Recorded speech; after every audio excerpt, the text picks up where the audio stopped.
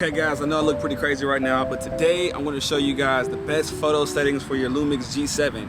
If you're watching this video, it's probably because you just bought one of these or you're planning on buying one. Either way, I'm going to help you guys get started and show you how to take some bomb photos.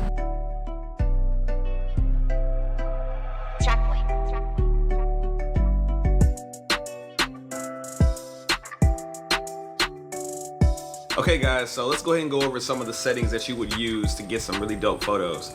But keep in mind that there's no such thing as like one setting that you can put on your camera to just always just take really nice photos. You're gonna have to learn a little bit about photography to actually be able to compose a good photo depending on what type of lighting conditions you're in. But I'll give you some settings just to get you guys started, and then you should be able to adjust them as you go depending on where you are, whether it's daytime, nighttime, you're inside or you're outside. All right, so keep this in mind. There's three things at all times that you can actually pretty much change on your camera to actually be able to affect how bright or how dark it is. And those three things are ISO, shutter speed, and the aperture settings. Now on a day like this, which is pretty ideal because it's like cloudy, it's still a lot of sun outside, I know off the rip I want to keep my ISO as low as possible, which means so whatever setting that your camera can go to, I think the lowest ISO number on the Lumix G7 is 200.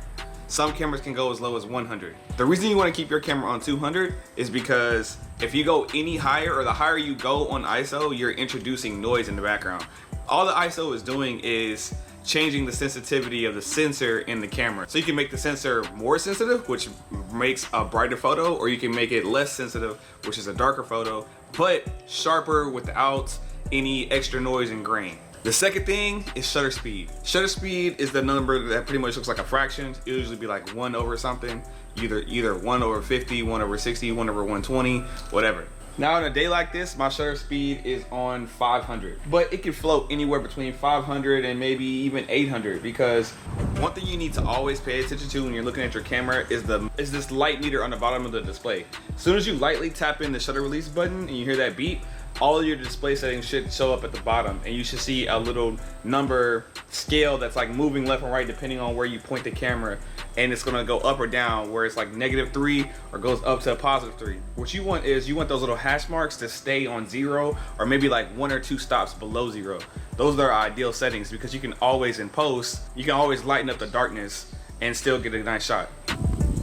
Okay, bear with me, I know the wind's starting to kick up a little bit. Okay, so far ISO is on 200, shutter speed 500, and the last setting is your aperture. Now on the kit lens of a Lumix G7, your aperture can only go as wide as 3.5. The aperture is always represented by a number that's a decimal, so it'll be like 1.0, 3.5, 7.2, you name it. And the lower the number, the wider your aperture is, which means the little hole inside of your camera, you're pretty much controlling how big or how little it is. The wider it is, of course, the more light you're letting in. And it also controls how sharp the image is, like how many things you keep in focus and what things are out of focus. So on a normal outdoor day like this, my settings is at 200 ISO, 3.5 on my aperture, and my shutter speed is going anywhere between 500 and 800. And that's it right there. Those settings right there will get you at least a decent photo outside. Now, if you're taking photos and you feel like they're too bright or they're too dark, I would definitely adjust maybe like my shutter speed first, especially if you're in an ideal environment, to make your picture darker or brighter by either lowering or heightening the number, and that'll give you more light or less light to work with. But my aperture, I would probably never change, and ISO I would never change unless the sun is starting to go down, and it will probably just start slowly, incrementally going up as the sun is going down and I'm losing light. Okay, so now that you have the basic rules of photography out the way, let's go ahead and talk about some other things that you should set your camera to just to make sure that you are taking the best photos you can. And that next tip is to shoot in RAW. There's a lot of photographers out there who might tell you, oh, JPEG photos are okay, they still look just as good as RAW, but they may, to your eye, look just as good as RAW, but the computer knows different whenever you're doing post-processing to edit your photos. There's a lot more information in a RAW photo that you can use to be able to bring back life or add life to your photos. If you start to add too much saturation or add too many shadows or take away too many shadows on a JPEG photo, it will start to fall apart way before a RAW photo does. So make sure you always shoot in RAW.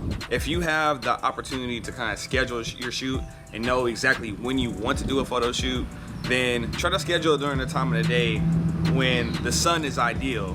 Golden hour is the time of day when the sun is either just about to rise or just about to set. It's usually about an hour and a half of the perfect lighting for your photography, and if you take photos during those times, you tend to come out with these really nice warm skin tones whenever you take photos. Another tip, or something you're going to want to get into when using the Lumix G7, is you're going to want to start exploring with different lenses. The lenses can really start to make or break you. I forgot my 25mm 1.7 lens upstairs, but a lens like that, being able to drop down to a 1.7 aperture rather than being 3.5, will give you a lot creamier background blur. If that's something you're really looking for, you're going to definitely want to get a lens like that. You're not going to necessarily be able to get it with a camera with a lens like this unless you're really close to the subject and the background is significantly further away. Dang, the freaking power box is turned on in the backyard. You know, like that annoying and sound. Can you hear it?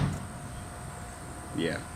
Okay, and so the last tip that I was going to tell you guys is, if you're really planning on taking some really dope photos, I would highly suggest starting to get more involved with doing flash photography. Flash photography can be really, really dope. I kind of avoided it for like the first 2 or 3 years because I was like, oh, I'm just going to use natural lighting. Natural lighting is the great thing. But when you start mixing natural lighting with flash photography, like having a portable strobe or speed light somewhere like on the beach, man, it takes your photos to the next level. But anyway, if you guys want some more tips like this, if you guys want to know some more stuff, leave me some comments. Leave me some messages in the comments and I'll try my best to get around to responding and possibly making new videos that are based off of what you guys are looking for. Appreciate you guys for tuning in to my channel, and I'll see you guys later on in the next video.